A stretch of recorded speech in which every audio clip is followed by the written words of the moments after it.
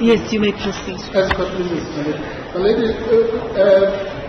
I'm now going to, what I'm going to do is, I'm not going to address, but I'm not abandoning the issues of corruption, because I've mentioned it in the course of my previous discussion, and then the issue of abuse of courts, particularly in relation to the fact that the ANC contradicts themselves.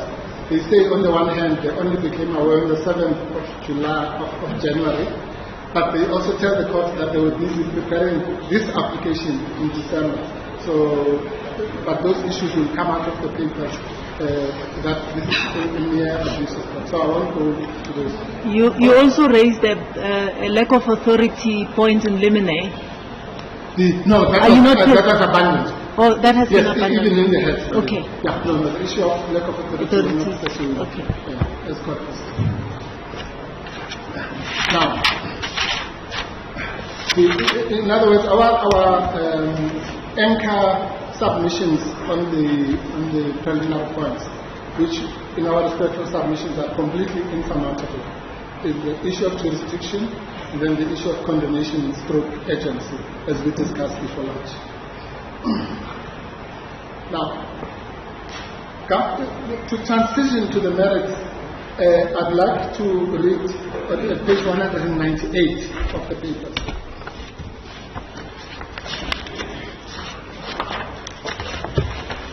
Because this is what they say their case is.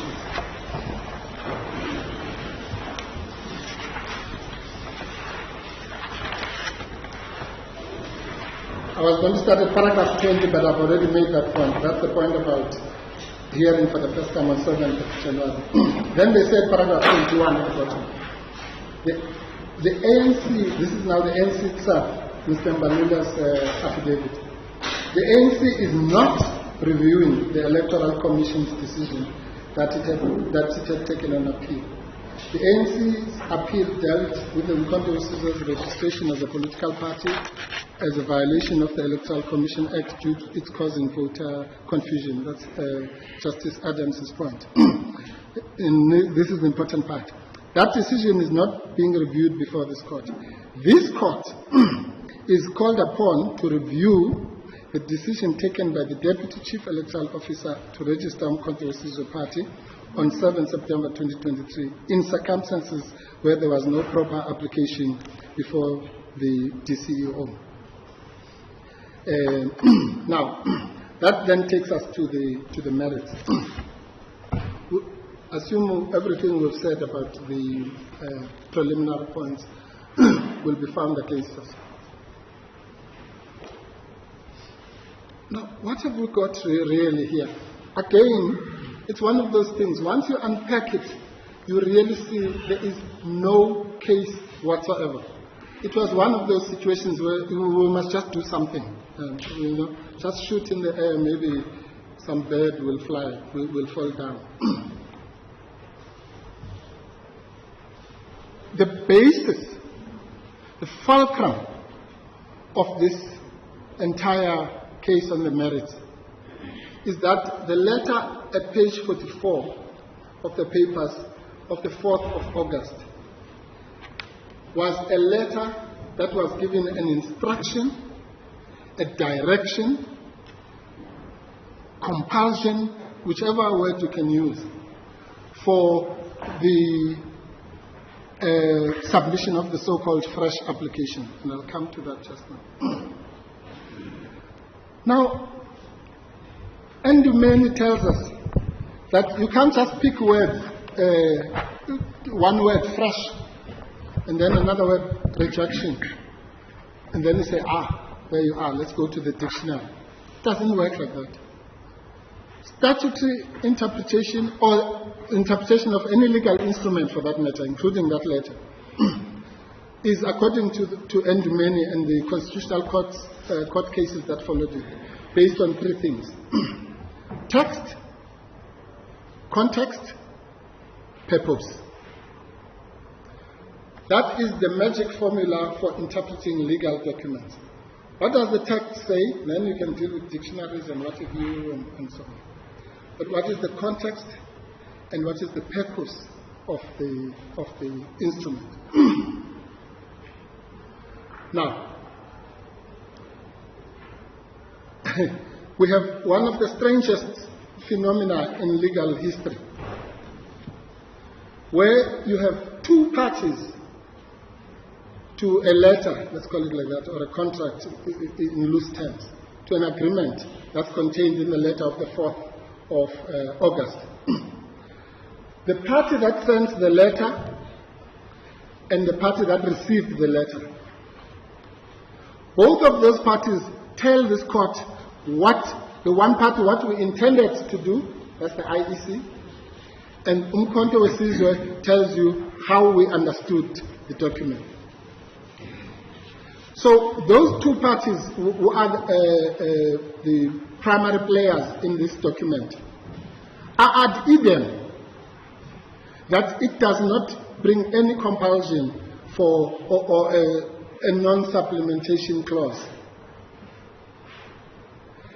A third party somewhere in the street comes and says to the court, no, those two parties, although they are agreed, one says we did not intend to make it a non-supplementation clause. The one that received it says we also did not understand it like that. But some third party walking in the street says, no, they are both wrong.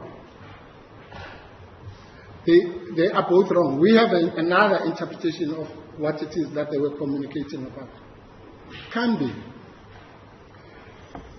Ndumeni tells us that one of the key, at paragraph 18 of the Ndumeni case, one of the considerations in interpreting any document is the surrounding circumstances and the history and the author of the document. What it is that, because the test is not subjective, it's objective. The court looks at the instrument, looks at the surrounding circumstances, and it says what is the meaning, yes, not the old test of the intention of the parties. What is the meaning of this document? Now, the IEC tells us this is a standard letter. They attach similar letters. They say, we send these letters. They have never, even when we've sent them to these four other parties, they were never intended to be definitive.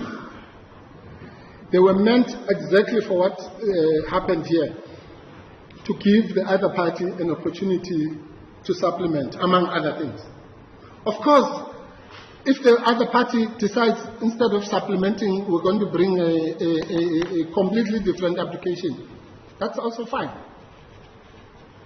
So but would it be fair?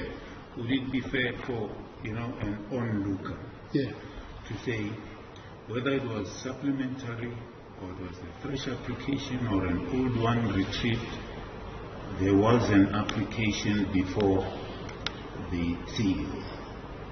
Yes. Yes, thank you, Justice Swami. That's the number of their case. That question, which is central, because they couch their case in those words. In other words, the illegality is the fact that he made a decision when there was no application before him. My Lord, that cannot be. As I say, when the IEC, the author of the letter, says that this was not what my learned friend Ms. Baloyi, a signal of putting that stamp on the letter, on the file, rejected, put it in file number 5 or whatever it is. No. The intention was, among other things, to invite them to cure or remedy the defects. How do we know that? You see, for the ANC to get away with this new meaning. You see the giveaway is in the founding affidavit. You see this thing growing. At some stage they say the IEC recommended a fresh application. Then they realize, no, this is not good enough. Then in another paragraph they say, no, the IEC said they should give a fresh application. And then in another paragraph they say, no, they were directed. So it grows and grows in front of us. But the truth is the first thing, that it was recommended. And you'll find that in the, sorry,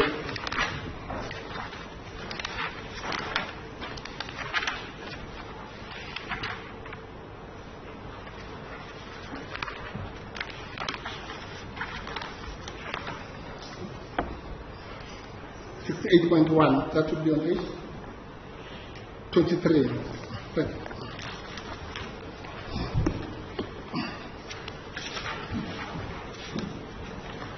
Yes. It says, first, once the deputy CEO rejected the application on 4 August and recommended that the party remedy the defects by submitting a fresh application, the party could not supplement its application to remedy the defects. But the mere word recommended takes away this definitive interpretation that is being sought. And if you jump to the next page, paragraph 71, you'll see another tentative wording. Having refused to, paragraph 71, sorry. Having refused to register the party for lack of compliance and having advised that it may submit a fresh application. That's also fine. It may submit a fresh application, it may do other things. But then all of a sudden, look at paragraph 72. It was also legally impermissible for the Deputy CEO to consider the supplemented application when that office had already directed that a fresh application had to be made. Where does that come from? And then at paragraph 76, they say they should file. Now, all of that creativity, to be generous, is because the letter itself is clearly, there is no reading of the letter that makes it this injunction and the law of the 12 tables. Let's look at the letter, paragraph 44. I'm sorry, page 44.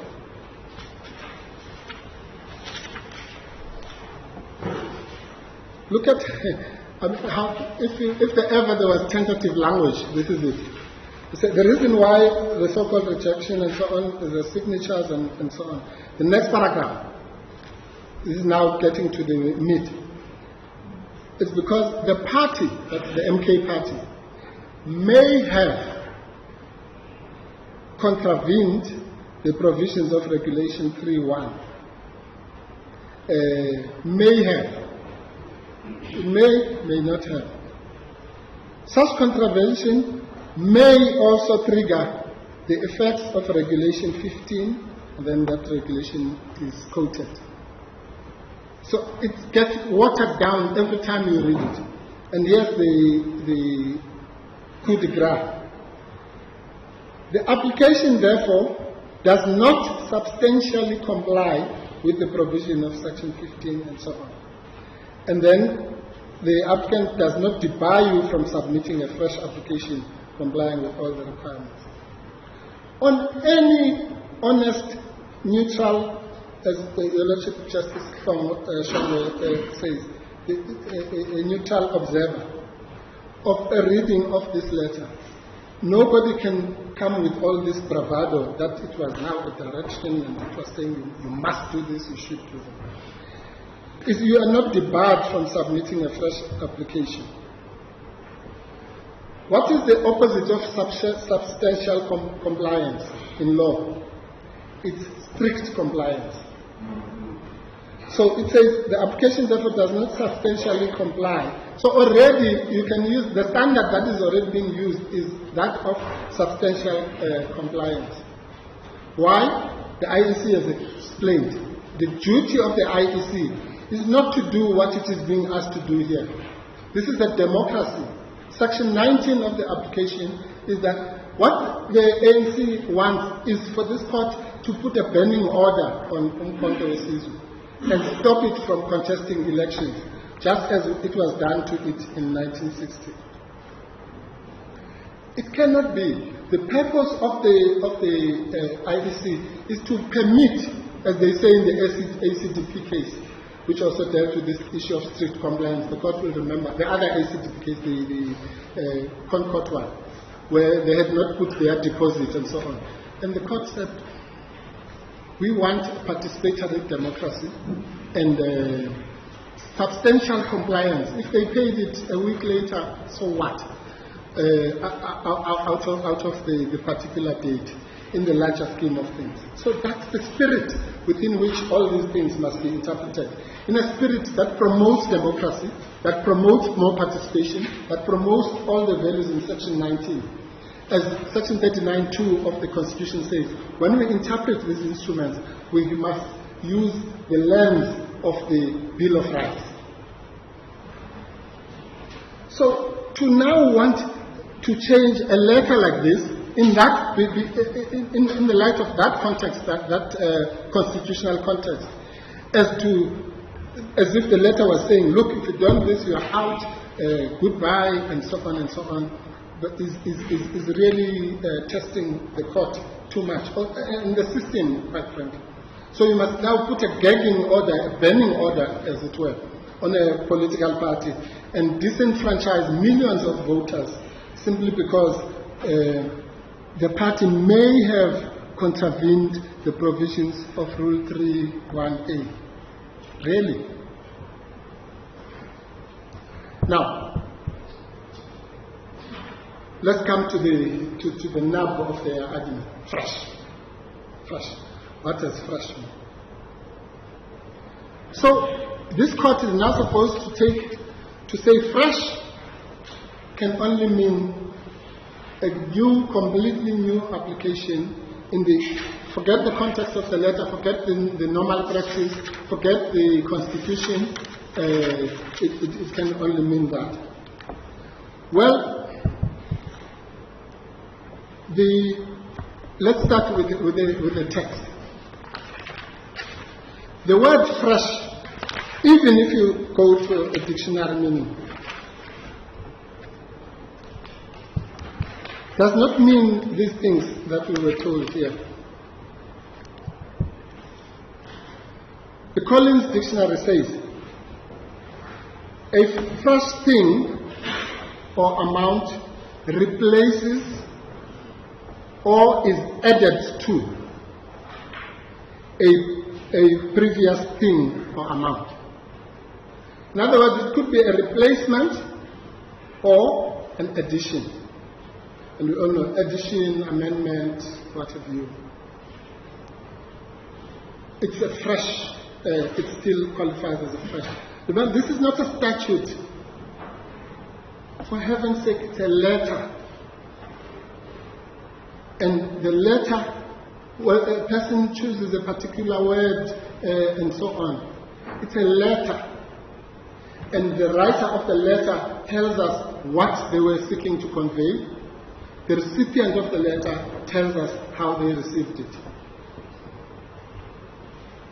The Collins Dictionary goes and says the following. Synonyms to fresh. Here are the synonyms to fresh. And we start with my learned friend Ms. Baloi's favorite one. New. But they stop there. They say fresh means new. Let's go home now. No. These are the synonyms to fresh according to this. Additional, more, new, other, added, further, extra, renewed, and wait for it, supplementary, auxiliary.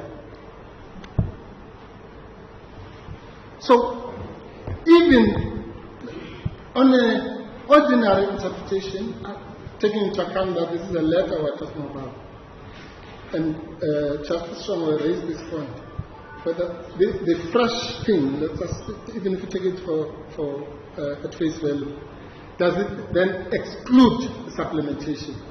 It's clear that it doesn't, because the meaning of that word includes. Yes, I concede, one of the meanings is nude, but one of the meanings is also supplementary, which is what was being asked for and what was done. Not just by, it's not as if the IEC is favoring Umkhonto weSizwe for some reason. This is what they do since 1994 until today. If a party, they give them the letter that says you are not debarred from putting a fresh application and so on. And parties supplement. Those who want supplement, those who want bring a new application. But none of the two things is excluded.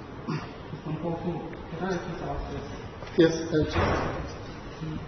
emphasis on this particular letter of the 4th of August 2023, is the purpose of that emphasis to interpret section 15 or what is the point of all of this?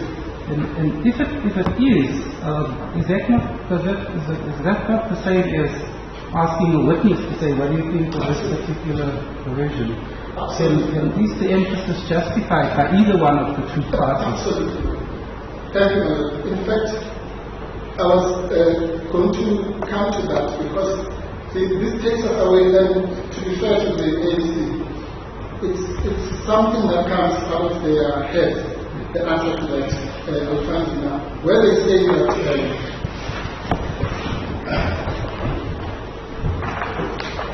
that I'm sorry, I don't want to patronize the court, but that question is very central, because to the extent that this is an interpretation exercise, and we make this point somewhere in our answering affidavit, Justice Adams, where we say that, remember, the interpretation they are dragging us to is the interpretation of a letter, whereas we should be talking about the interpretation of the legislation. Section 15. And that's fatal to the ANC for two reasons.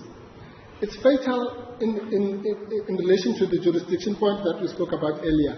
Because remember, Section 15 says the Deputy CEO must register a party. Shall register a party once it's satisfied and so on. So that's the first problem they have. But the second problem is that I think it's Section 16, which then which uses the word may in relation to a so-called rejection.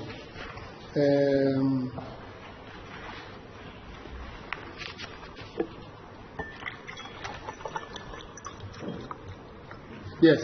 Section 16(1), Justice Adams, you see there, the Chief Electoral Officer may not register a party in terms of Section 15A and so on, and then it gives those things. So clearly now we're in the land of discretion when it comes to rejection. Whereas if you juxtapose that with Section 15(1), we're in the land of directory and peremptory language. So this, that question really goes to the heart of this matter, as to what is this so-called illegality that let's assume the jurisdiction point is wrong, and this decision can be reviewed. What is this illegality that the Deputy CEO is supposed to have done? Writing a letter, or is has he strayed anywhere outside of Section 15, the wording of Section 15(1) or Section 16 of the Act? And the IEC makes the point correctly that this so-called deficiency is not even one of those that are spelled out in Section 16, even under the word may, as the rejection grounds, for lack of a better word. So it becomes a merry-go-round that the deputy CEO has done that which he or she, well, he in this case, is empowered to do. But in the process of doing that, has written a letter about something which may or may not have and so on to solicit information. But ultimately, the crunch is on the 7th of September when the decision is made. And that's the decision that's being assailed. There's no debate about that. You can look at both the prayers, prayer 2 and 3, if I'm correct. They both specifically talk about the 7th of September. So it's not about some letter or whatever. But this court is being called upon to review and set aside the decision of the 7th, which is the registration decision. Correct. Because they say that the chief electoral officer registered a party, decided on any given day that they're going to register somebody, and there's no application before. That's exactly. That's the point that they make. So to come back to my question, yes. In deciding that issue, one needs to look at the wording and the context, and obviously the purpose of Section 50, which says that the chief electoral officer shall, upon application by a party in a prescribed manner, register, etc. Absolutely. So the question is simply, has there been compliance and are the requirements of Section 51 complied with? Yes. The ANC says, no, there's no application yet. Yes. And your answer is, so I'm saying, does the letter really require such emphasis is given by the party? You are quite correct. The letter is a red herring. That's our case. But unfortunately, we can't simply make that statement. We have to address it because the case is anchored on this flag of fresh application. Where does that wording come from? It doesn't come from the Act, it comes from the letter. So it is the ANC that has chosen to peg its case on this some word extracted from some letter, instead of going to the Act, which is what they should do, and say, has there been legal, any illegality as far as the discharge of the duty imposed to the electoral officer in Section 15(1), which is how you are framing it correctly.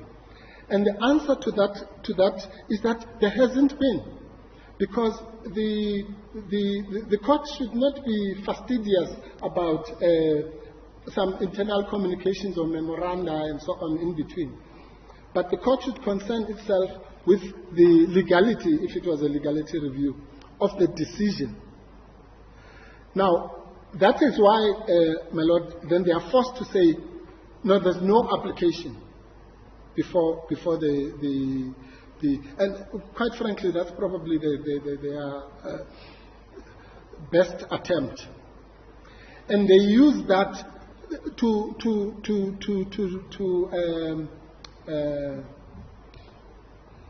give that some respectability.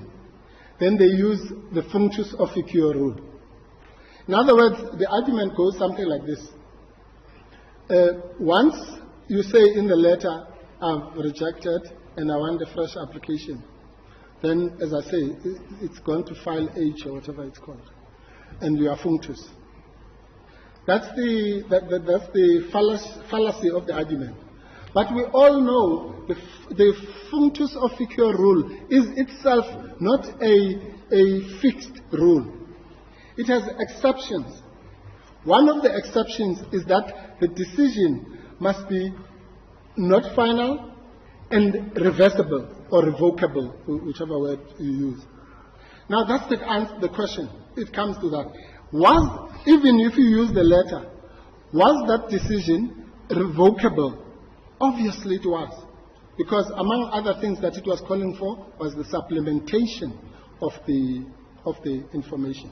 So even if you used this artificial argument of wanting to say no, there were Fumtus and therefore there's no application in front of them, it doesn't work on the text of the legislation and the proper reading of the letter. Sorry? Oh, no, Otekral is a point against them.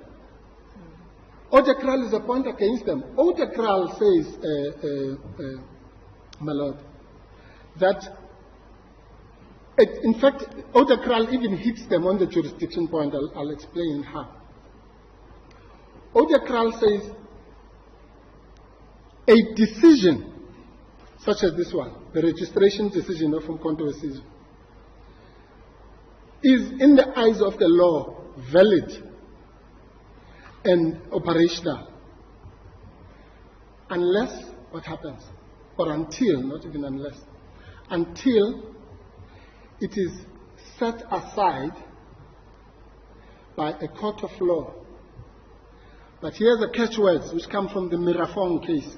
You'll find them in Mirafong, you'll find them in Otekral itself, and you'll find them in Kelland.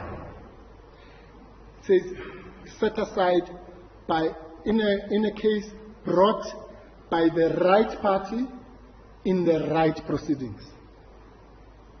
That's where Otekral stings them. So that decision, if it is brought by the wrong party, in the wrong proceedings, in the wrong court, the decision for the registration of Umkhonto weSizwe stands. So the Otekral point is fatal to the case of the ANC. Because if they can't even pass the first hurdle, and let's assume for argument's sake there was something wrong with the decision. The law, for policy reasons, this comes from the old common law, which says that a decision shall stand until such time that it is set aside. It's an artificial, it's one of these things that we do in law to create certainty. And so it's a fictitious thing. So the law knows that that decision might be wrong. But it says, so that we have certainty and no decisions coming up and down. So today you are on the ballot box, tomorrow you are not in the ballot, and so on. That decision stands, once it is made by an administrator, except if it's fraud and all those things, it will survive and be viewed as valid. So, Otekral, far from being a refuge, is a place they should run away from. The final point I want to make on the merits. Sorry.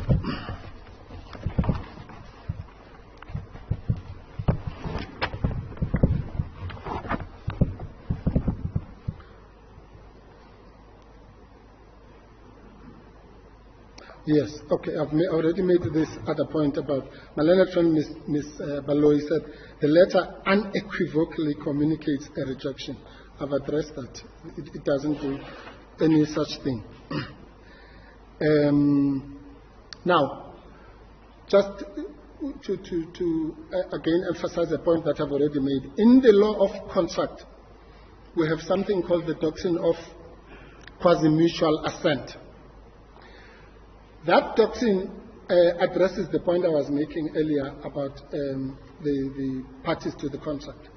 So the doctrine, if you simplify it, says the following. If I'm selling this item to my learned friend, Mr. Mutau, and we both, our minds meet that this is what I'm selling to him. But for some reason in the contract, we say, no, I'm selling this.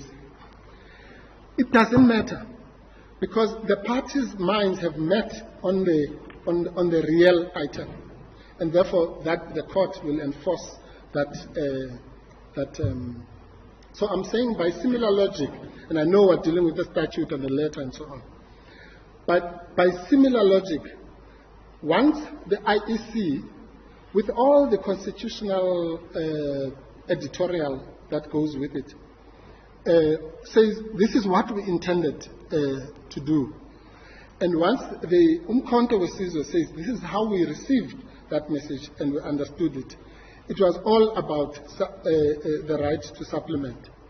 Then it is not open to the ANC as a third party to say those two parties who are party to the quasi-mutual assent, in quotes, are both wrong. That they're both making a mistake. The only person who knows what was really happening is the ANC. How?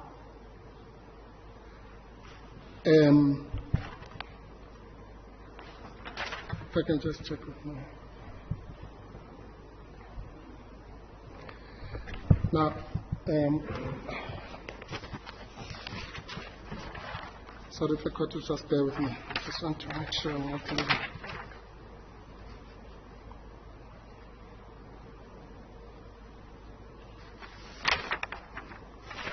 Something on page 92, sorry.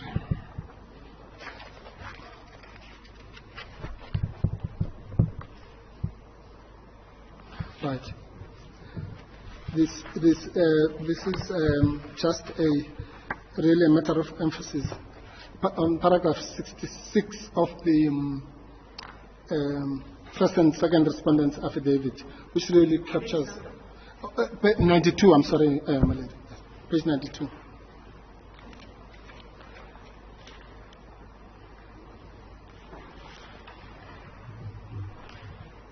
This addresses Justice Adams' issue about the application before, whether there was an application before them. 64, I won't read. 65, we've already covered. 66 says, as further explained above, the 4 August letter did not deprive the Deputy Chief Electoral Officer of his power under Section 15(1) of the Electoral Commission Act to register Umkhonto weSizwe as a party pursuant to a supplemented application in the prescribed manner and form, which addressed the deficiencies identified on the 4 August letter concerning the signatures. That's the beginning and the end of this case, on the merits at least, as the court pleases. Those are our submissions. We are indebted to the court, and we therefore would implore this court to dismiss this matter, firstly because it is premature, to use legalese, to bring it to this court before it can go to the commission. So it's in the wrong court in that sense. The court lacks jurisdiction. In any event, even if the court did not lack jurisdiction, the condemnation of the 3-day rule contained in Rule 6 is at best wishy-washy and does not even approximate to meet the requirements that we have in Clandestar, in Africa Arise, and all the other usual cases, Gijima, and so on. But even if that condemnation could somehow be granted, the matter is not urgent in the sense that is envisaged in Section 21B. Because my learned friend says, no, matters of this nature are inherently urgent. That's not what that section says. It says they must bring the matter on an urgent basis. It must be conducted in an urgent basis. In other words, this is not a Rule 612. In fact, it's good for them. They wouldn't have to satisfy this court about all the things we were debating, my lady, about in due course and so on. They would simply say, we've just complied with the statute. You don't have to even go further. But they've failed to do so. And therefore, it's not urgent in the statutory sense.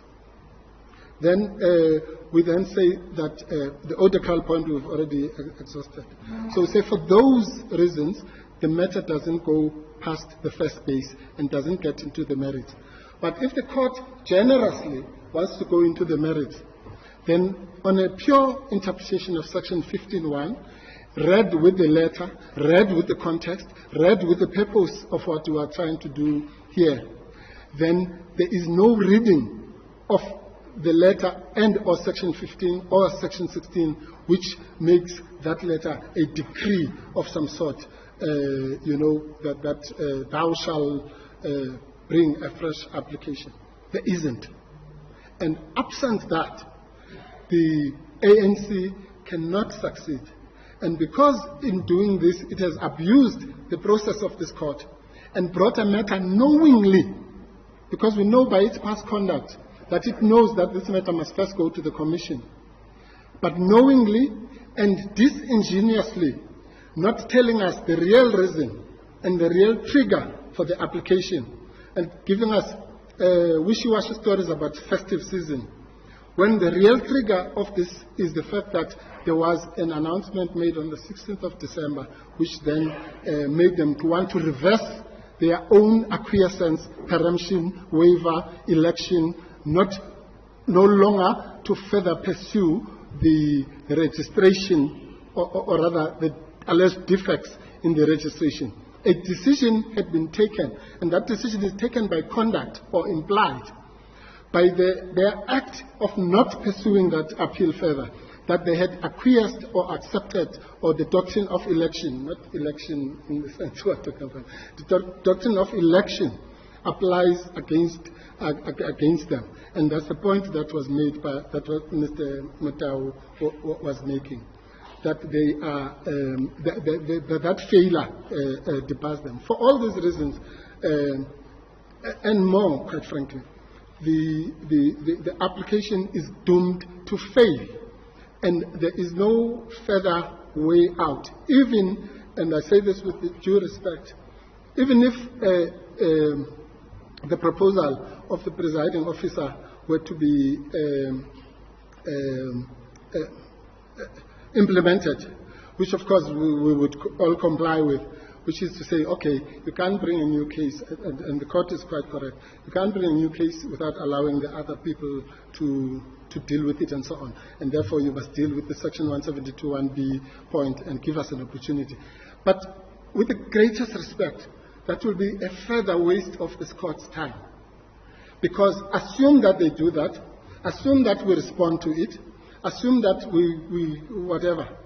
How on earth is that exercise going to go around the question, is this a decision? Assuming it's the worst decision you've ever seen in your whole life, is this a decision of the commission as prescribed in the jurisdiction conferring section of the Act? The answer will always be no. Let's go.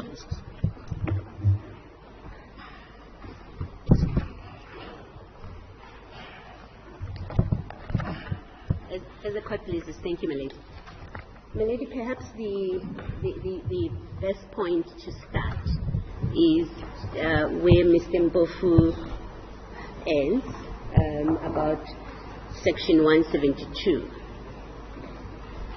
In our reading and understanding of section 172, it doesn't found a cause of action. Its heading is powers of the court. It says, when I've pleaded my case before you, if you find I've made out a cause of action, a sustainable cause of action, 172 tells you what you do. I've complained about illegality. If I manage to persuade you on the papers that which we are complaining about is indeed an act of illegality, the question that the court will ask itself is, what do I do with it? Now that I have found this, what do I do? You look to section 172. That's how we understand it. You say, my powers of what I do with that conclusion are contained in section 172. And what 172 enjoins the court, mandates the court to do, is you then make the declaration of illegality. But that's not all you do, as your ladyship indicated. You then the court must then consider what is a just and equitable remedy in the light of this declaration that you are required and obliged by the Constitution to make. We are criticized for not pleading what is just and equitable. My lady, without being flippant about it, We have pleaded the outcome that we want. It's for the respondents to say a just and equitable remedy. If you find that what we've done or what they're complaining about indeed is an illegality, the just and equitable remedy is to do A, B, C, D. But we can only plead what the desired outcome. And the court, in exercise of the power in Section 172, because it must consider what is a just and equitable remedy in the circumstances, the court will then invite the parties, afford the parties the opportunity, what do you say we should do? And that is what your ladyship is asking of us. So there is no merit whatsoever in a criticism that says, well, firstly, that says we don't plead what is just an equitable remedy in the should you find for us.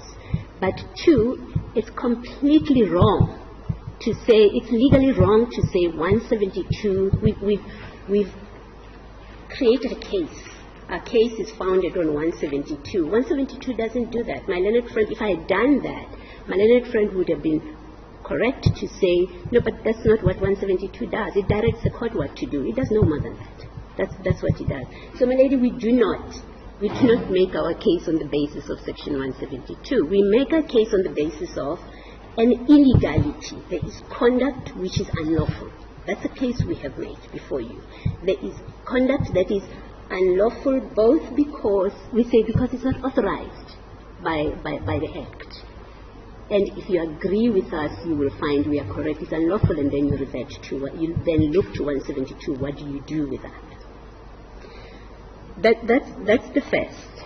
And perhaps while I'm still on that, my lady, we do align ourselves with the proposal from the Commission that the parties should be afforded the opportunity to reflect on what proposal they wish to, submissions they wish to make to the court about that, about what constitutes a just and equitable remedy in the event you find for us. The second issue, my lady, and I don't address this in any particular order, and I will try, my lady, my best not to detain your ladyship or the bench unnecessarily. The second issue that we are criticized about is we prematurely came to the court. We should have started at the Commission. Now, that's a valid criticism only if our course of action and the complaints we raise are determinable by the Commission. Now, we know that the powers / jurisdiction of the Commission is prescribed by the Act. That doesn't include any legality review.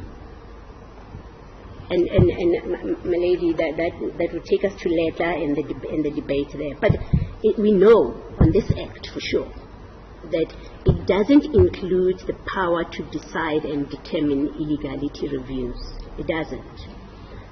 Two, it doesn't include the power to determine a virus dispute. It doesn't. If we had gone to the Commission, the Commission would correctly have said, I don't have the jurisdiction to do this. Go elsewhere. So, and if the court accepts this as legally correct, as a legally correct proposition, then the court must find we came to the correct forum. Mr. Mpofu may well think we should have gone to the High Court, to the Tax Court, to the Labour Court, but certainly not the Commission, because the Commission doesn't have the power to determine a complaint such as that we have raised. Now what follows on that automatically, necessarily, is that those provisions, it's a question of condonation, those provisions that deal with when we should seek condonation don't apply.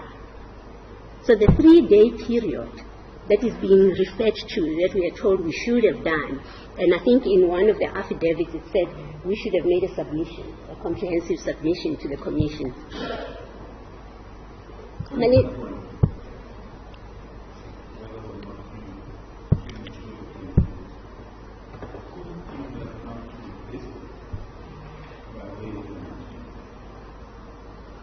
The decision of the Commission.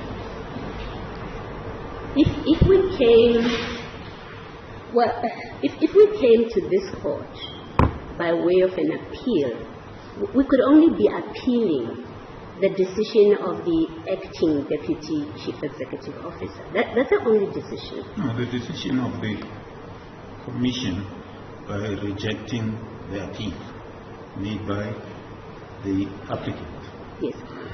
Assuming Judge Chongwe, that we had a good case for an appeal to this court, to come to this court, assuming we had had a good case for rejecting our appeal and we had come here, it would be a different case altogether. It wouldn't be... Whether or not it's a different case, I don't think it matters. Yes. The fact of the matter is that decision, in terms of what the crowd stands, now if you are unhappy, you come to the electoral court by way of an appeal. Yes. Of which you have to ask for leave to appeal from the chairperson of the court. Yes. Now my question is, couldn't you have come by way of an appeal? Yes.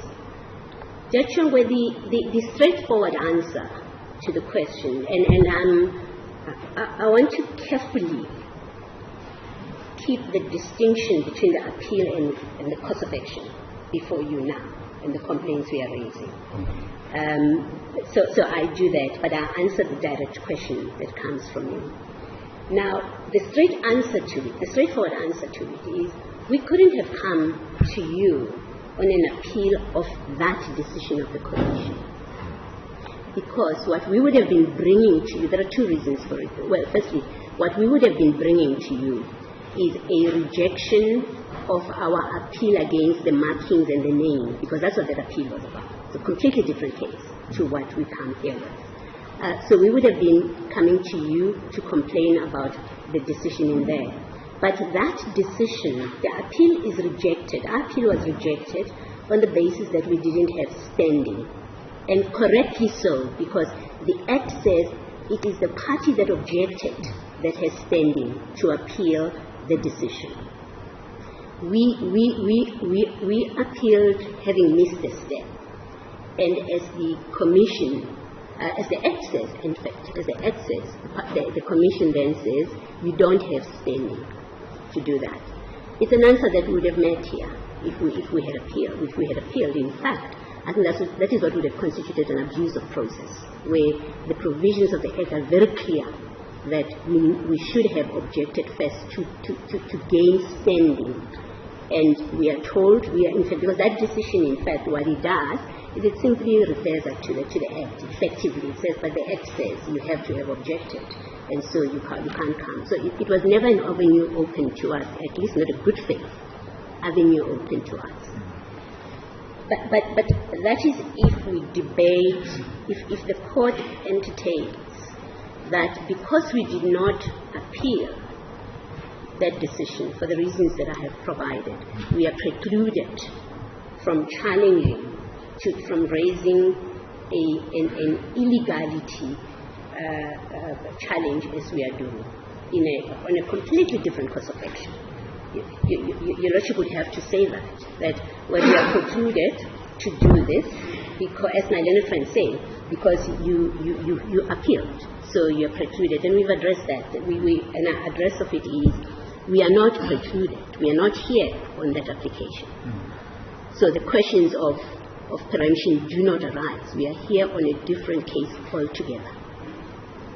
But which case includes the decision of the CEO of registering the third respondent? Yes. It does, but our position is more nuanced than, because I think it's to oversimplify our position to say it's simply this. It is you want the decision to be set aside. That's what you're challenging, the registration. It's an oversimplified presentation of a case. If one doesn't have regard to what are we saying is objectionable, is the illegality that happened. We say there was no compliance with Section 15. We say that because you had already made a decision to reject an application, so there was no live application before you to reconsider. You don't have the power to reconsider your own decision and reopen it. You don't have the discretion to invite a party to supplement.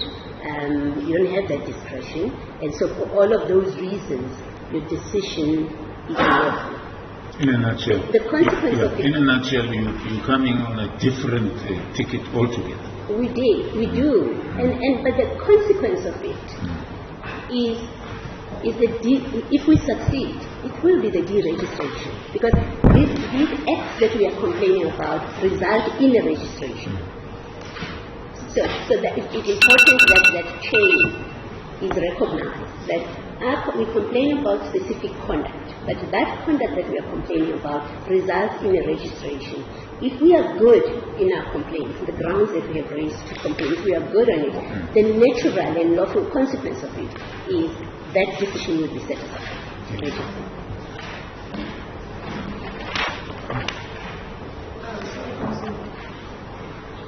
Yes, Professor. Professor, I'm sorry. Beg your pardon, I can't hear properly.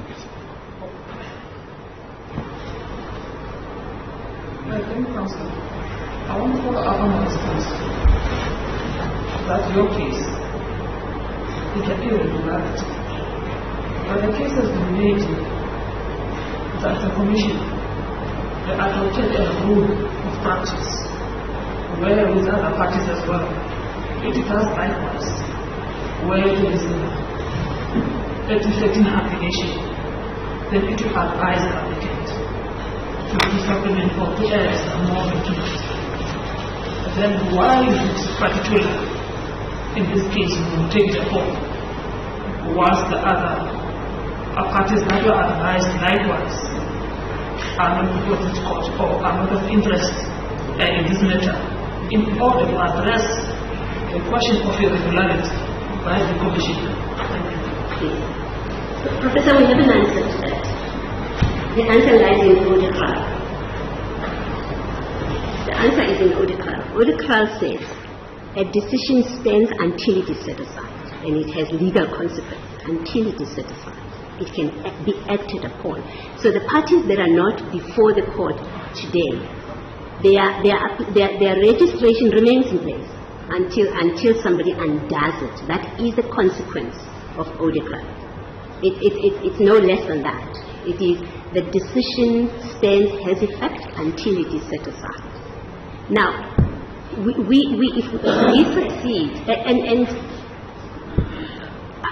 I wish to make the submission that the fact that a bad conduct that is not authorized by the law, if you are with us, if you find that this which we say is not authorized by the law, indeed it is not.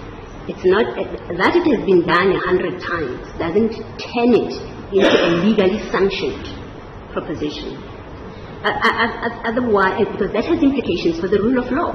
The law prescribes what is to happen, and that the commission and applicants have been conducting themselves in this way, and they have never been caught out. They've never been caught out, doesn't make their conduct or the consequence of their conduct lawful subject to Odekral. It will remain, it will have effect until it is set aside, and that is why we are here. And we are criticized, I think Mr. Mbeki says we rely on Odekral and in fact it is against us. We're not relying on Odekral. Odekral is raised by the ANC against us. They say, well, Odekral applies, that decision, that appeal decision stands. And so, sorry, too bad for you. We say, no, but we are not here, firstly we are not here on appeal, but even on that appeal. But even if we were here on that decision, on that appeal decision, it would be precisely because of the implications of Odekral that we approach the court. We can't ignore the decision. That's what Odekral tells us. It says we cannot ignore that decision. It has legal effect, it has practical effect. If you want the only way of having it, of it being changed, is you approach the court. So if this were that appeal, we would have been doing what the trial employs us to do, instruct us to do. Go to court if you want to change it. But in fact, to our case, it's irrelevant. That they raised it, the IEC, and our answer was that it's irrelevant because we are not here about the appeal. But even if we were here by the appeal,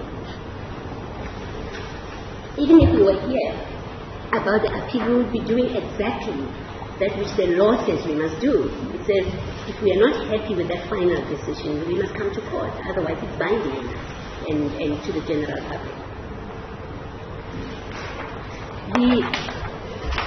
Did you address us on why this ground of review that you raise on the merits was not raised in the appeal?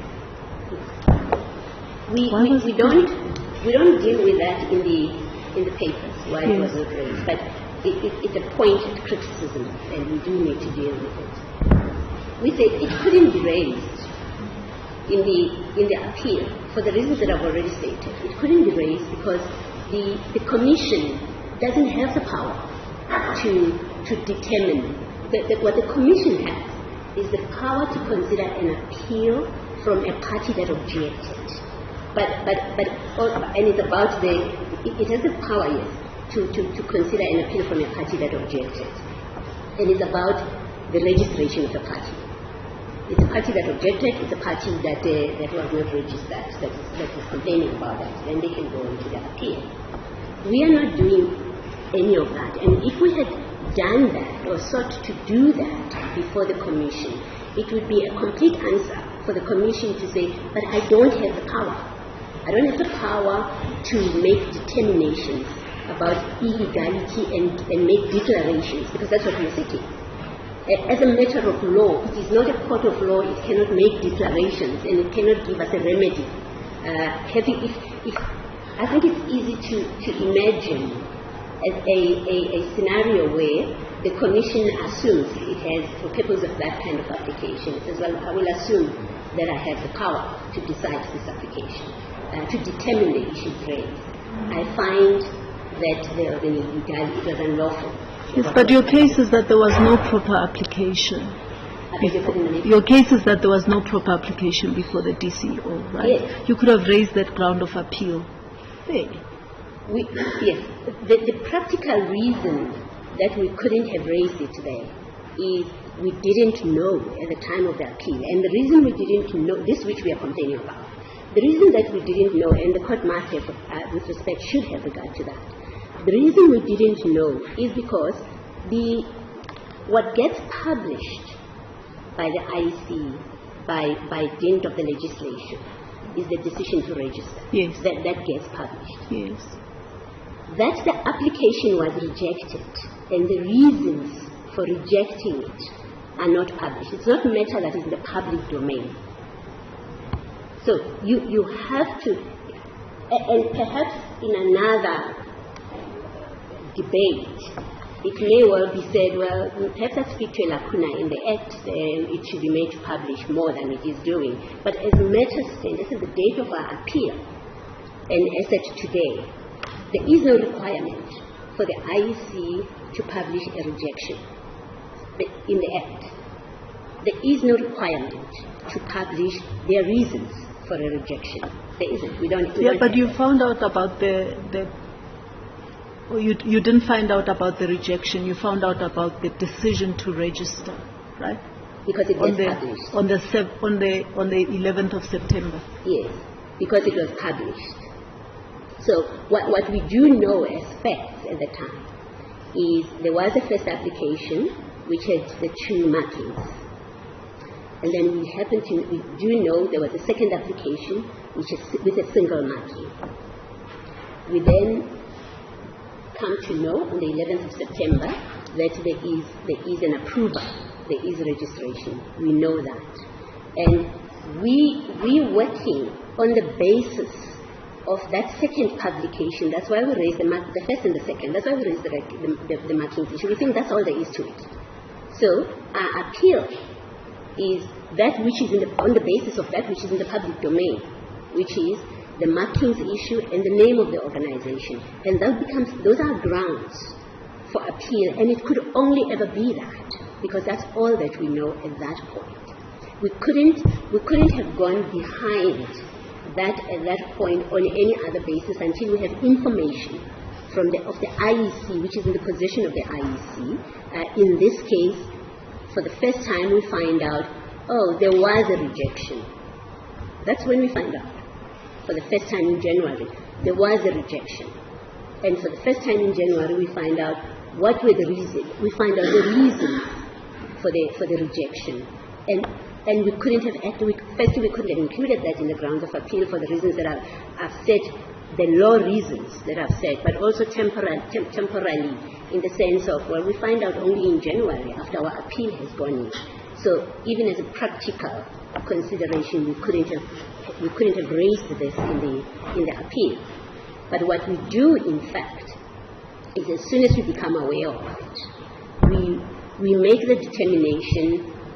We can't go to the commission, or we make the determination not to go to the commission, and we say, well, the Act doesn't provide for this before the commission. You could only do it in a court, and that's why we come to you, and we come to you in the shortest possible time after we found out this. Now,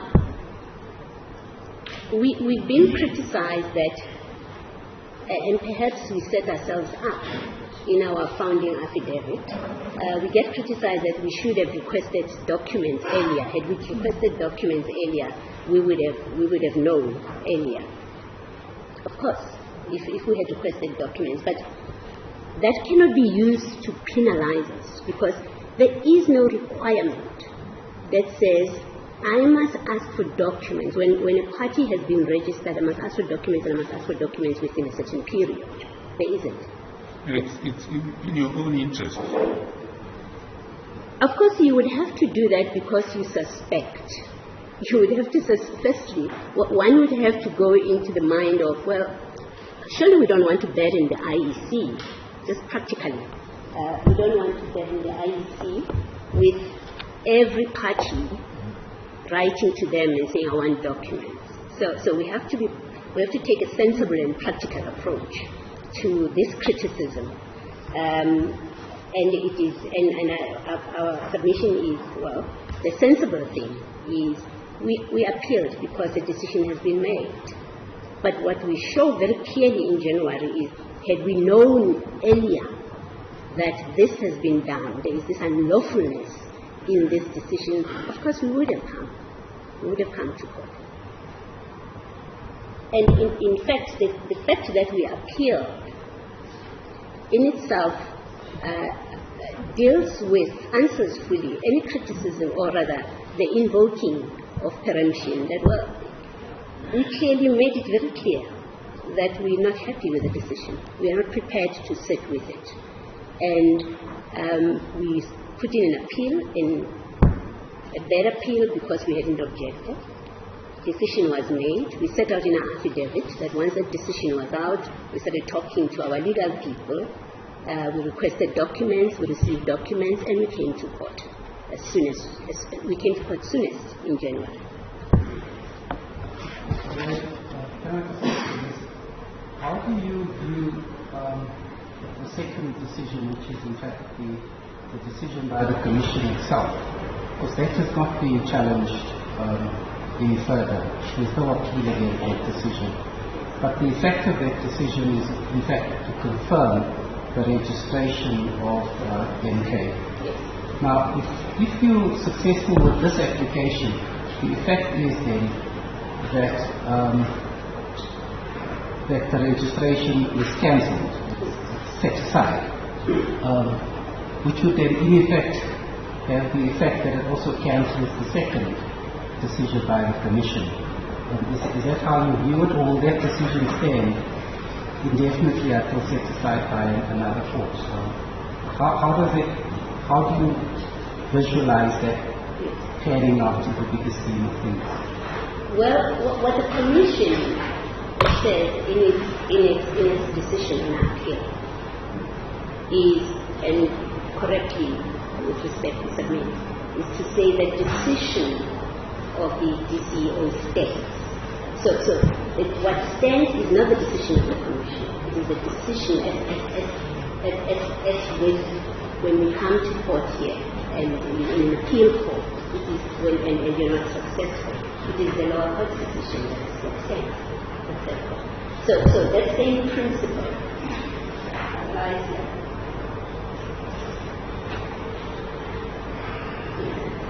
This is, in fact, the decision is at the reference that I'm pointed to is at page 59 of the bundle, page 10. The Commission says on these two bases, the one is we don't abstain. I think there's another one is the decision of the Chief Executive Officer is upheld. So what happens is that decision becomes an operating decision. And so if we are successful, it is that decision that you're setting. The real difficulty that you are facing is that the Act makes provision for an internal dispute resolution mechanism, and you are inviting us to give an order that undermines that internal dispute resolution mechanism. I understand your difficulties, but I don't see how you come up, how you overcome this hurdle. You are not impugning the constitutionality of the Electoral Act. Right? It makes provision for an internal dispute resolution mechanism in very clear terms. And you are asking us to allow you to undermine that process and come to your rescue. We can't do that, can we? I beg your pardon, Milady. Milady, the dispute, the internal dispute resolution mechanisms that are in place, they tell us what disputes get resolved internally through this mechanism. The Act tells us that. What other?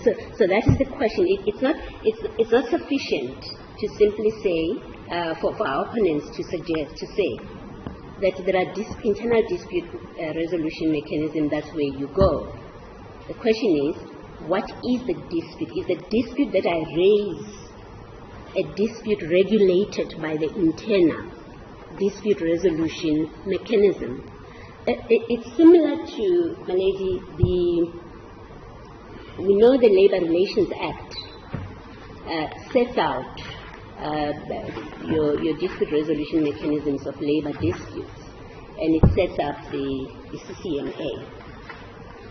But it also tells you the disputes that go to the CCMA, and these are disputes about fair labour practices, dismissals, and discipline, and. And if your dispute is not one of those, and an easy example is, if it's a dispute about my employment contract, it's not a fairness dispute, it's not a procedural, it's not a substantive fairness dispute, but it's a dispute that implicates my employment contract, and we are fighting about the meaning of a clause in the contract. That dispute doesn't fall under the internal dispute resolution mechanisms that have been provided by the LRA. It doesn't.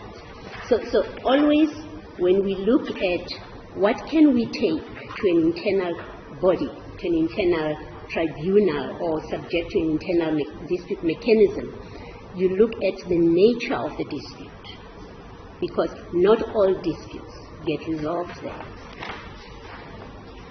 So which provision excludes this dispute that you are raising here? Well, it doesn't exclude it because it doesn't say you cannot. What the Act does, it tells you what disputes go to the Commission. It does.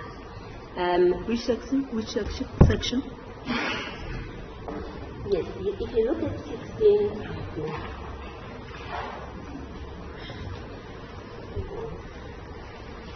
If your ladyship would bear with me.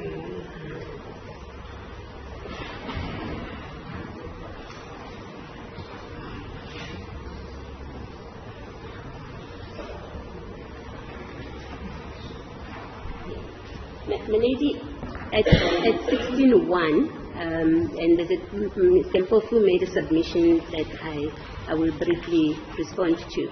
At 16.1, it says the Chief Electoral Officer may not register a party in terms of this section, and then it prescribes there.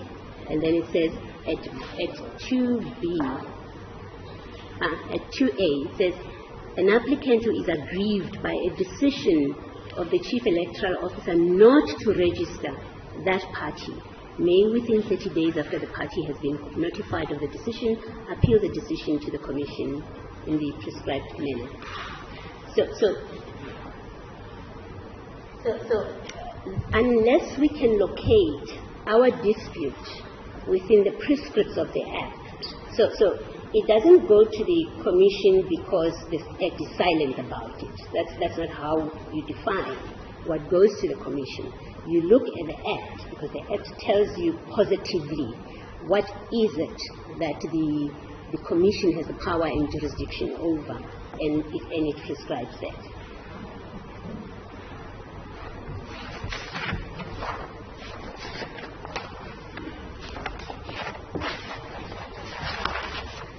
My lady, there's this question of the... I do apologize. It's not Nicholas. It's the case.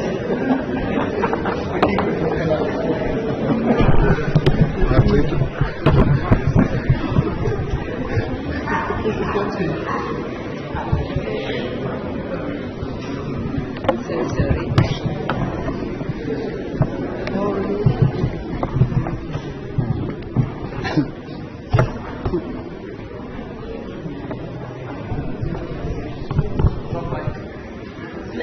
My lady, more like that. My lady, there's the Judge Adams asked about the letter, the significance of the letter. Indeed, this case is about interpreting an interpretation of Section 15, whether it permits what was done. Yeah, that's what this case is about. The letter is no more than evidence of what was done. It's no more than that. Because without this letter, we don't know what was done. We don't know that there was a rejection of an application. We don't know that there was a decision that they must submit a new application. So it's no more than that. And the debate about its meaning is about whether, it's really a debate about, are we correct that this is evidence of what we assert it is? So it's no higher than that. But the more important point about this letter that the submission that Mr. Mpofu made is, well, the parties understood. He starts off by saying interpretation is an objective process. We agree with that. There's no disagreeing with that. Because that's a correct position of law. And then he says, well, but the parties knew and understood what it was, and he invokes the principle that applies in contracts. But that's exactly to introduce subjectivity.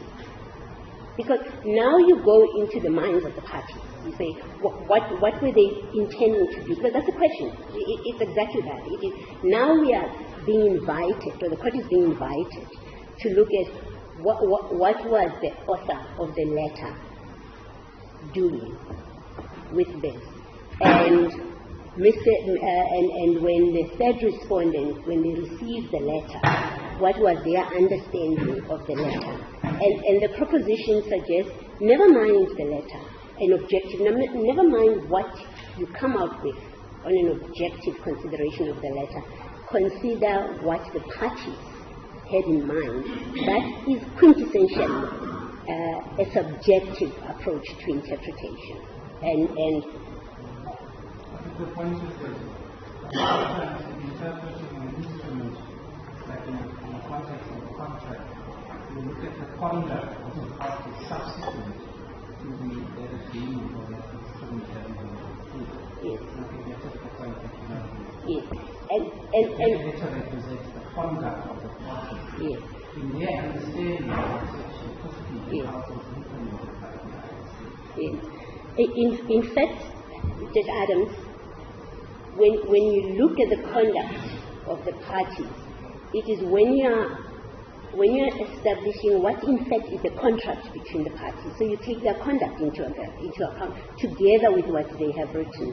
If the parties conduct themselves differently from what is contained in the letter, in the contract, indeed, you would come out at, yes, the contract between the party is manifested by the conduct, by the contract between them. And usually those disputes, and almost in every case, those disputes arise when parties to the contract contend for different interpretations, opposing interpretations of the conduct. And that's when you would say, well, let's look at their conduct as well. And if this is how they've been conducting themselves, then that is the contract between them.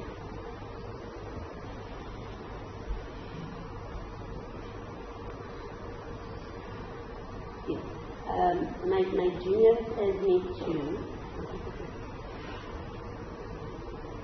to Komwenzi Security Services is a decision of the FCA in 2012, and it speaks to referencing the conduct of the parties at paragraph 15. And I just read the last part of it. This follows, there's a dispute between the parties and about the meaning of the words that they have used and the selection of the appropriate meaning from among those postulated by the parties. And the court says, of course you look into conduct, but this does not mean that if the parties have implemented the agreement in a manner that is inconsistent with the possible meaning of the language used, the court can use their conduct to give that language an otherwise impermissible meaning. So it does attenuate my very broad submission of course, that's the end of the matter, you look at their conduct. But if looking at their conduct amounts to an impermissible meaning, then you cannot give effective. Ignore the conduct. And then you just ignore the conduct. If they conducted themselves in a manner that completely adheres to section 51, yes, then you just ignore the conduct. Yes. That's what they Yes, that's what the SCA has said, and that's what we are saying, that they may well have conducted themselves this way, but it does not validate what they have done. It does not make it lawful. It remains unlawful for non-compliance with Section 15.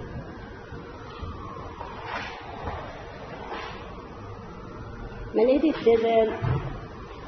there's also the submission. In fact, it's in the affidavit of the IEC that it's about this. It's about supplementing, and the sum of it is it wouldn't have made a difference whether they submitted a new application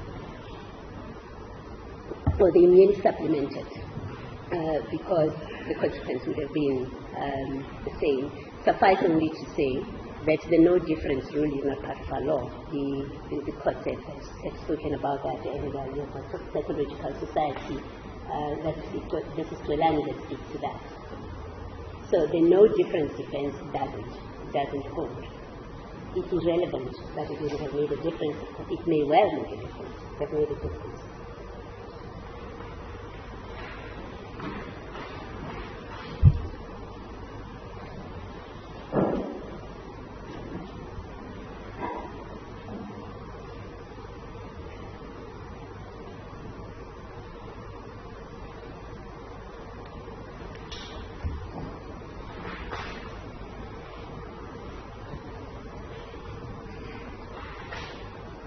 The court will bear with me. I'm trying to reduce my reply. Yes, it is contended that in the replying affidavit we make a new case. We pleaded a new case. That's not so. The criticism arises because in the replying affidavit we reference the power of the High Court to give declaratory relief. But that's not to make a new case. We have pleaded in the founding affidavit why we say the court has the power to declare, and all we do in the reply with the reference to Section 21 is, well, even this gives you the power. It's really just another building block. Our case is this court does have the power to grant declaratory relief.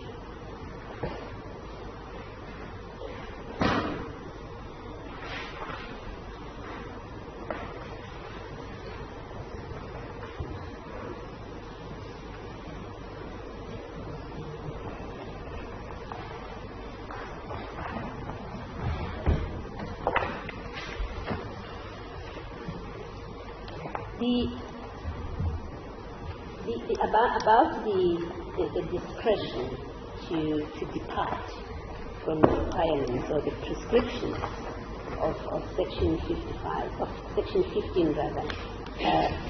The lady, I just want to refer your ladyship to the Africa Rise matter, and this is at paragraph 13. And what it speaks to firmly is that in exercising the power in Section 15, the Chief Electoral Officer has no discretion. It doesn't. And this your ladyship will find at paragraph 13 rather, not 15, at paragraph 13. Paragraph 13 of which case? This is Africa Rise. It is Arise Africa, Arise, AAAF. This is Electoral Commission. It is a judgment of this court. It was heard in November 2023, and then judgment is on 16 January 2024. So it's a very recent judgment. Mr. Mpofu helpfully points out that Shongwe, it is in the bundle, in the second respondent's bundle, in the index is item 4 from pages 130 to 145. We say that deals with any claim for a discretion.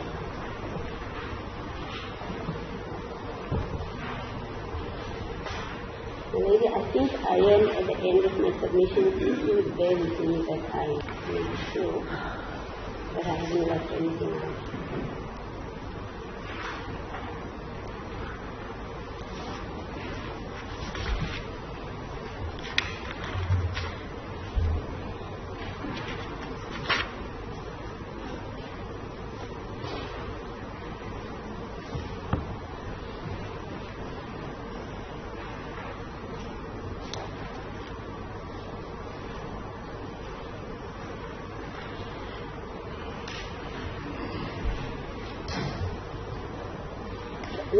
Lastly, my lady, we made the submission that even if because our cases there was no application to consider, that's our case.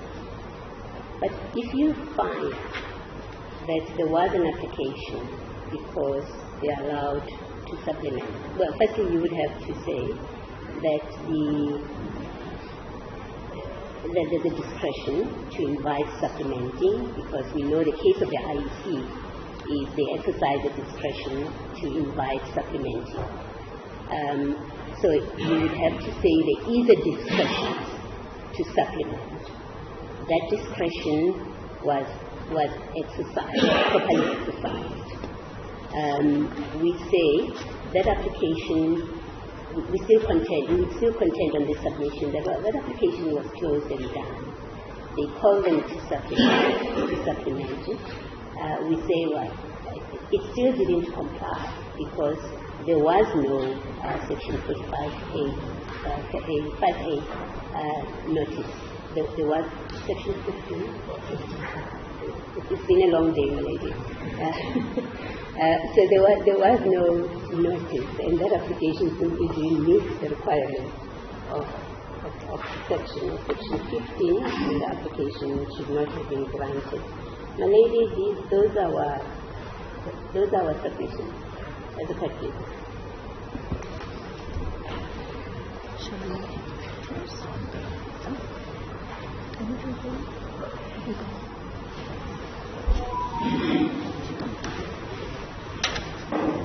We've come to the end of today's proceedings. There are no further questions from the bench. I'd like to, on behalf of this bench, thank all the legal representatives for the parties for their assistance. We are reserving judgment, and through the registrar of the Electoral Court, your attorneys will be notified when judgment will be delivered and the mode of delivery. As court pleases, my lady. We are also indebted to the court on behalf of my colleagues. As court.